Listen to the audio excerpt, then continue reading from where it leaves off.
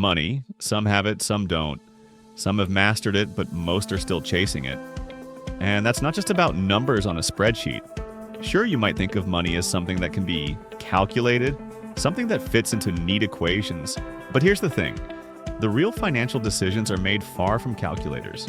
They're made around dinner tables, at family gatherings, or in quiet moments of reflection, driven by ego, pride, fear, and personal history. Money isn't just math. It's a dance between the cold, hard arithmetic of a spreadsheet and the complex emotions and impulses that make us human. When it comes to money, we're not just rational decision makers.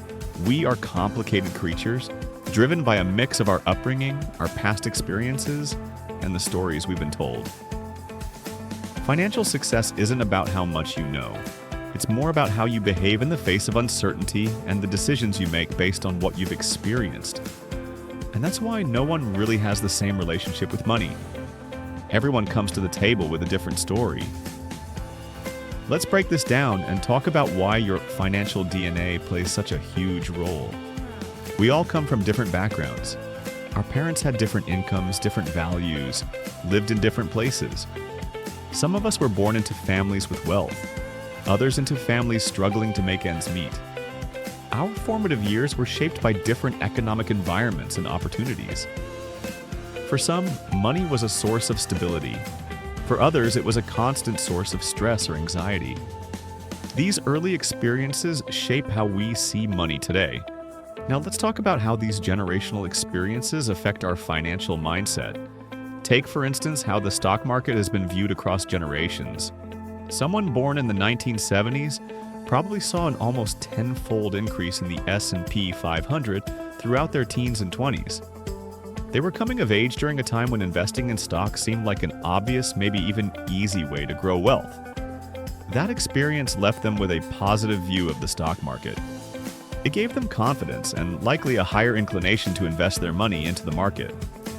But now, consider someone born in the 1950s. During their teens and 20s, they saw the stock market barely budge. It was a time when markets were stagnant, and many people saw little to no growth in their investments. For them, the stock market didn't feel like a reliable or trustworthy way to build wealth. So they were less inclined to invest and might have developed a more cautious, skeptical outlook on stocks. Then there's inflation. This is another powerful force that shapes how we think about money. People born in the 1960s witnessed major inflation during their formative years. Prices were rising fast and wages weren't necessarily keeping up. For these individuals, inflation wasn't some distant concept. It was a reality they had to deal with. As a result, they grew up with a heightened awareness of inflation's negative effects. For them, the idea of money losing value over time was a real, tangible threat. So, it's no surprise that they might view inflation with more concern and might even make financial decisions based on how to protect their money from it. But people born in the 1990s? Well, their experience with inflation is much more muted. If you were born in that decade, you grew up during a period of relatively low inflation and economic stability. The prices of things didn't skyrocket every year, and the economic conditions weren't as volatile. Because of this, people from the 1990s tend to have a much lower awareness of the dangers of inflation. It doesn't feel like something they need to worry about. They might not even think about it at all when making financial decisions. So here's the kicker. The point is, no one is crazy for the financial decisions they make. We all justify our choices based on the information available to us at that moment, and the mental model of the world that we carry with us. That model has been shaped by our parents, our culture, our own personal experiences. Even when we make bad choices or act irrationally, we're doing what seems to make sense to us given our unique view of the world. It might not be rational from the outside, but in our minds, it's perfectly logical. Think about it. We've all been taught different things about money. For some, money was always something you saved and never touched. For others, it was about getting ahead and taking risks.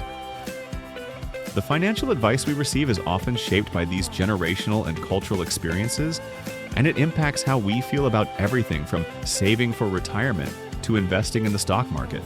So here's the kicker. The point is, no one is crazy for the financial decisions they make. We all justify our choices based on the information available to us at that moment and the mental model of the world that we carry with us. That model has been shaped by our parents, our culture, our own personal experiences. Even when we make bad choices or act irrationally, we're doing what seems to make sense to us given our unique view of the world. It might not be rational from the outside, but in our minds, it's perfectly logical. Think about it.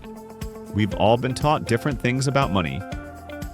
For some, money was always something you saved and never touched. For others, it was about getting ahead and taking risks. The financial advice we receive is often shaped by these generational and cultural experiences, and it impacts how we feel about everything from saving for retirement to investing in the stock market. So let's dig into that idea of behavior. Ultimately, financial success is not about having the right information. It's not about having all the facts or following a perfect strategy. It's about understanding how you behave with money. How do you make decisions in times of uncertainty? Are you risk-averse, or do you take big risks with the hope of big rewards? Do you save for a rainy day, or do you spend with a sense of urgency because you're afraid of missing out on opportunities? That's the real test. And that's why two people with the same income or the same financial resources can have such drastically different outcomes. It's not just about the numbers, it's about how they manage their emotions, how they navigate fear, and how they handle the pressure of financial decisions. Final thought. So, the next time you look at someone's financial decisions, try to remember, they're not crazy. They're simply acting from their own worldview, shaped by experiences you may not fully understand. And maybe, just maybe, their decisions make sense in the context of their own financial DNA.